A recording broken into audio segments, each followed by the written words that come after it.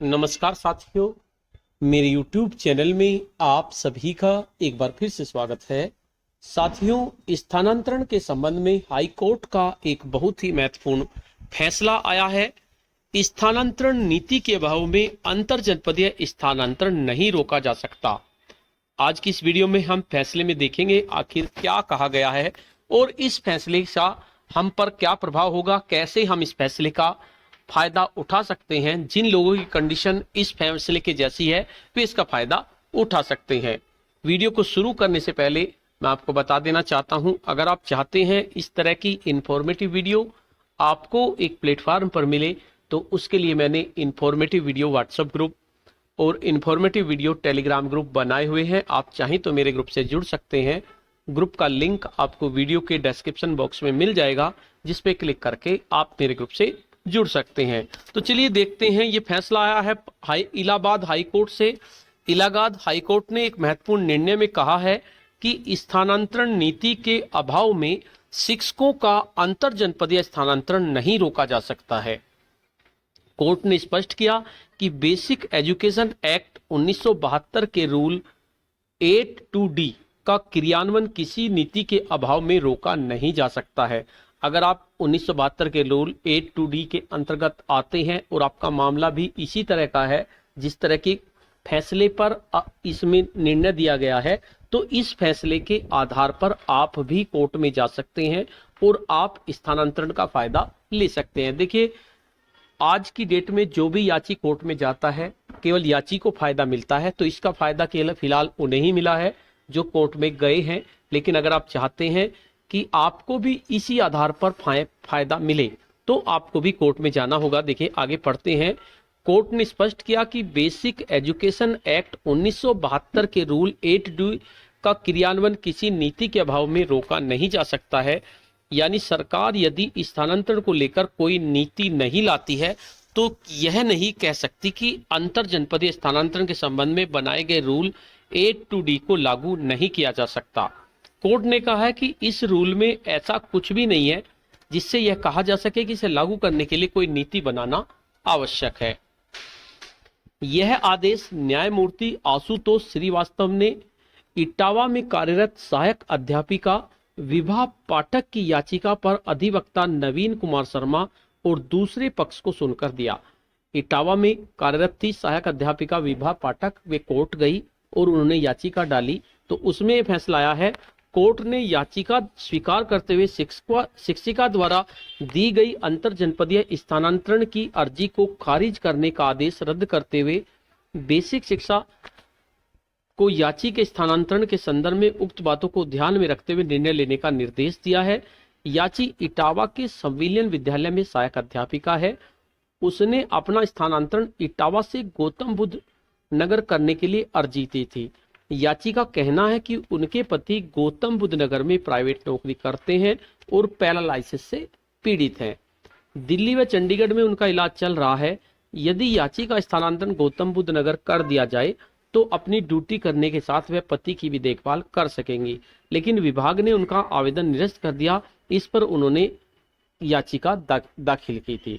देखिए, बेसिक शिक्षा परिषद के अधिवक्ता कहना है कि सरकार ने रूल 8(2)D को लेकर अभी तक कोई नीति नहीं तय की है। कोर्ट ने इस दलील को बेबुनियाद करार देते हुए कहा कि इस नियम के तहत महिला शिक्षक को विशेष परिस्थितियों में अंतर जनपदीय स्थानांतरण की छूट दी गई है। देखिए, इस नियम जो 8(2)D है, इसमें विशेष परिस्थितियों में महिला शिक्षिका को अंतर जनपदीय स्थानांतरण की छूट दी गई। जिस तरह की उनकी कंडीशन थी कि उनके पति को पैरालाइसिस हो रहा है और उनका इलाज दिल्ली के पास चल रहा है, तो और दूसरा कोई देखभाल के लिए नहीं है, तो ऐसी कंडीशन में स्थानांतरण हो सकता है 8(2)D के अंतर्गत, लेकिन इसके लिए आपको कोर्ट जाना पड़ेगा। जिस तरह से ये कोर्ट गई है, इसी फैसले के आधार पर आपको कोर्ट जाना पड़ेगा। इसे लागू करने के लिए नीति की बाध्यता नहीं है। देखिए, बहुत से हमारे शिक्षक साथी कहते हैं कि आप कोर्ट के ऑर्डर की कॉपी दीजिए, तो उसमें कॉपी की आपको कोई जरूरत नहीं है। उसमें आपको कोर्ट नंबर 33 में फैसला आया है, रिट नंबर 15704 ऑफ 2022, यही आपको याद रखना है और इसी को लेकर आप अपने वकील के पास जाएं।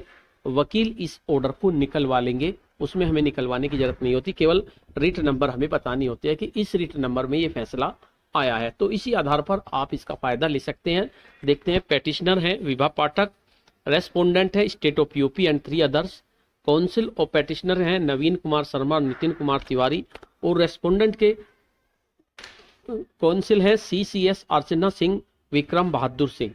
तो ये honourable Ashutosh Srivastava heard, Shri Naveen Kumar Sharma learned counsel for the petitioner, learned standing counsel for the state respondent number 1 and 3। देखिए इसमें दिया गया है विक्रम बहादुर, ये तो पूरी डिटेल दी गई है। देखिए इसमें बताया था petitioner was initially appointed as assistant teacher and posted in primary school Mokam Nagar block Badpura district Etawah. Subsequently, the petitioner was transferred in composite school, upper primary school, Dasirmau block, Budhapura district, Etawah. The petitioner has applied for inter-district transfer from Etawah to Gautam Budh Nagar. The husband of the petitioner is working in a private company and suffering from cerebral paralysis disease. The treatment of her husband is going on in several hospitals at Chandigarh and New Delhi. As such, she has preferred her transfer from Etawah to Gautam Buddh Nagar which is near to Chandigarh and new Delhi. देखो इन्होंने ये कहा है learned counsel for the petitioner submits that the petitioner is seeking transfer to district Gautam Buddh Nagar for the reason that the husband of petitioner is suffering from cerebral paralysis and his treatment is going on under the doctors at Chandigarh and New Delhi. As such, the petitioner desires to be transferred from Etawah to Gautam Budh Nagar. Apart from this, the transfer of the petitioner is required for care of her husband. Living with her husband will facilitate proper care and also allow her to discharge her duties as assistant teacher. देखिए आगे main जो फैसला है वो यही है, learned counsel for the petitioner relies upon rule 8(2)D of the Uttar Pradesh basic education posting transfer rules 2008 in short the rules 2008 which permit such and inter district transfer of women teacher in special circumstances at the place of residence of their husband or in-laws, which reads as under 8(2)D. In normal circumstances, the applications for inter-district transfer in respect of male and female teachers will not be entertained within 5 years of their posting. But under special, देखिए यहाँ से है under special circumstances, application for inter-district transfer in respect of female teachers would be entertained to the place of residence of the teacher, their husband or in-laws district. Shri Vikram Bahadur Singh Land Council for the respondent say that no policy has been formed by the government. जो विक्रम बहादुर हैं उन्होंने कहा कि ऐसी policy अभी नहीं बनी है। As yet in this regard, the consensus is misconceived. The implementation of the provision of Rule 8(2)D is not dependent upon framing of any policy. जो 8(2)D रूल है वो पॉलिसी पर डिपेंड नहीं करता कि पॉलिसी बनी या नहीं बनी।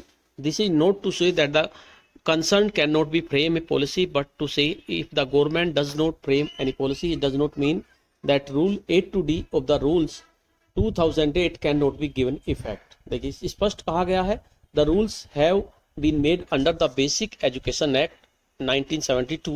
There is nothing in the rule to suggest that any policy is required to framed under Rule 8(2)D of the rules 2008, and only then such transfer can be made.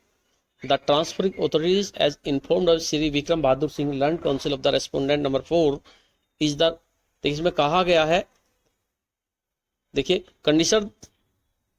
consider the request of the petitioner for transfer from Etawah to Gautam Budh Nagar, keeping in mind the fact of the case and the object sought to be achieved by Rule 8(2)D of the rules 2008. The application shall not be rejected on the ground that there is no policy framed in this regard from the reason already mentioned here. देखिए इसमें स्पष्ट कहा गया है कि अगर policy नहीं बनी है तो इसलिए आप एप्लीकेशन इनका रिजेक्ट नहीं कर सकते।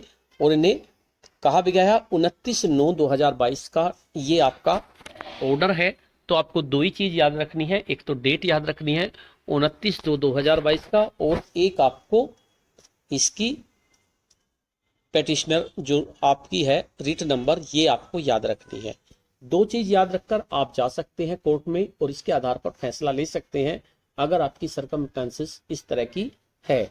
तो साथियों आज की वीडियो में इतना ही। आपको यह वीडियो कैसी लगी? अगर आपको वीडियो अच्छी लगी तो इस वीडियो को लाइक करें, शेयर करें, वीडियो पे कमेंट्स करें।